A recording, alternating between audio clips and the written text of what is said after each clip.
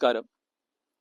ഏലകർഷകർ ഇപ്പോഴൊരു പ്രതിസന്ധിയിലൂടെയാണ് കടന്നു പോകുന്നത്. കഴിഞ്ഞ ആഴ്ച ഉണ്ടായ പേമാരിയിലും കൊടുങ്കാറ്റിലും ഒട്ടനവധി തോട്ടങ്ങൾ ഒടിഞ്ഞു നശിക്കുകയും മരം വീഴുകയും വലിയ നഷ്ടം സംഭവിക്കുകയും ചെയ്തിട്ടുണ്ട്.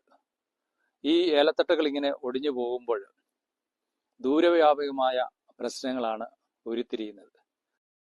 അതിൽ പ്രധാനമായിട്ടും ഫൈറ്റോത്തോറ അടക്കമുള്ള പല ഫംഗസുകളും വ്യാപിക്കുകയും വീണ്ടും അഴുകൽ പോലുള്ള രോഗങ്ങൾ വ്യാപിക്കുകയും ചെയ്യാൻ ഇടയാകുന്നുണ്ട്. അപ്പൊ ഇതിനെതിരെ നമുക്ക് അടിയന്തരമായി ചെയ്യാൻ സാധിക്കുന്നതും മുൻകാലങ്ങളിൽ കർഷകർ ഉപയോഗിച്ച് വിജയം കൈവരിച്ചതുമായ ബോഡോ മിശ്രിതം തയ്യാറാക്കി തളിക്കുക എന്നതാണ് അടിയന്തരമായി നമുക്ക് ചെയ്യേണ്ടത്. എല്ലാവർക്കും തന്നെ അറിയാം. എങ്കിലും നമ്മൾ സാധാരണ 50 ലിറ്റർ വെള്ളം, ശുദ്ധമായ വെള്ളം തയ്യാറാക്കി അതിനകത്ത് നീറ്റുകക്ക 1 കിലോ നീറ്റിയെടുത്ത് അത് തയ്യാർ ചെയ്യണം. അതുപോലെ തന്നെ മറ്റൊരു ഡ്രമ്മിൽ 50 ലിറ്റർ ശുദ്ധമായ വെള്ളം എടുത്ത് അതിൽ 1 കിലോ തുരിശും ലയിപ്പിക്കണം. തുരിശ് തലേ ദിവസം വെള്ളത്തിൽ ഒരു സഞ്ചിയിൽ കെട്ടി തൂക്കി വെച്ച് കഴിഞ്ഞാൽ ലയിക്കും. അതെല്ലാം നിങ്ങൾക്ക് അറിയാവുന്ന കാര്യങ്ങളാണ്. അപ്പൊ ഇത് തയ്യാറാക്കിയ കക്കായുടെ അല്ലെങ്കിൽ നീറ്റ് കക്കായുടെ ലായനിയിലേക്ക് തുരിശ് ലായനി ഒഴിച്ചു കൊടുത്ത് നന്നായി ഇളക്കുമ്പോൾ നമുക്ക് ബോഡോ മിശ്രിതം ലഭിക്കും. അതിന്റെ കോൺസെൻട്രേഷൻ ശരിയാണെന്നറിയാൻ ഒരു ഇരുമ്പ് കത്തിയോ വല്ലോ മുക്കിയിട്ട് കഴിഞ്ഞാൽ അതിൽ കോപ്പർ നമുക്ക് പറ്റിയിട്ടുണ്ടെങ്കിൽ അല്പം കൂടെ കുമ്മായ ലായനി ഒഴിച്ചു കൊടുക്കാവുന്നതാണ്. അപ്പോൾ ഇത് തയ്യാറാക്കി കഴിയുമ്പോഴാണ് ഇതിൽ നിന്നുണ്ടാകുന്ന ഒരു നെയ്സൻ കോപ്പർ, പവർഫുൾ ആയിട്ടുള്ള ഒരു നെയ്സൻ കോപ്പർ അത് ഉൽപ്പാദിപ്പിക്കുകയും അത് നമ്മൾ സ്പ്രേ ചെയ്യുമ്പോൾ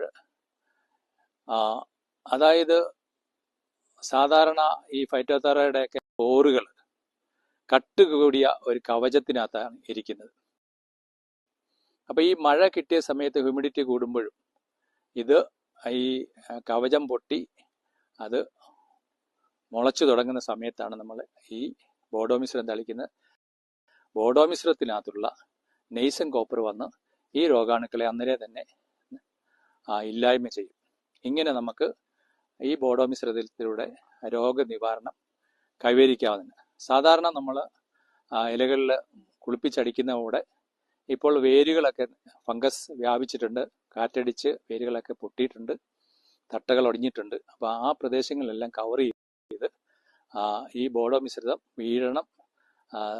കുളിപ്പിച്ചടിക്കുന്നതോടൊപ്പം വേരുകൾ കൂടെ അല്ലെങ്കിൽ അതിന്റെ കിഴങ്ങൾ ചുറ്റുപാടും എല്ലാം കൂടെ നനയത്തക്ക രീതിയിൽ നിന്ന് സ്പ്രേ ചെയ്തും കൂടെ കൊടുത്തു കഴിഞ്ഞാൽ നമുക്ക് എഫക്റ്റീവായിട്ട് ഈ രോഗത്തെ നിയന്ത്രിക്കാൻ സാധിക്കും.